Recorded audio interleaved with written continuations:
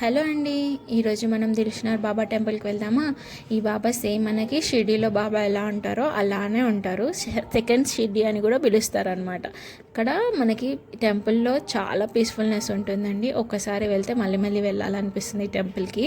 మెయిన్గా పీస్ఫుల్నెస్ కోసం అన్న వెళ్ళాలనిపిస్తుంది అండి. అయితే ఇక్కడ థర్స్డే రోజు మాత్రం స్పెషల్ పూజలు జరుగుతాయి. ఈవినింగ్ హారతి అవుతుంది కదా, తర్వాత షావ తీస్తారు. ఎక్కడైతే మనం అర్చన చేయించుకుంటామో ఆ విగ్రహాన్ని షావల్లో కూర్చోబెట్టేసి ఊరేగింపుగా తీసుకెళ్తారు. రిటర్న్ వచ్చాక బాబాకి దిష్టి తగలకూడదని దిష్టి తీస్తారండి. ఆ ప్రాసెస్ అంతా చూస్తే చాలా మంచిగా అనిపిస్తుంది. మనం సామాన్యంగా హారతి వెళ్తాము వచ్చేస్తాము ఇవన్నీ చూడం కదా, అప్పుడప్పుడు టైం తీసుకొని వెళ్ళి చూడండి, చాలా మంచిగా అనిపిస్తుంది. ఇక్కడ థర్స్డే రోజు మాత్రం టెంపుల్ మనకి 11 o'clock వరకు ఓపెన్ ఉంటుంది. మిగతా డేస్లో 10 o'clockకి క్లోజ్ అయిపోతుంది.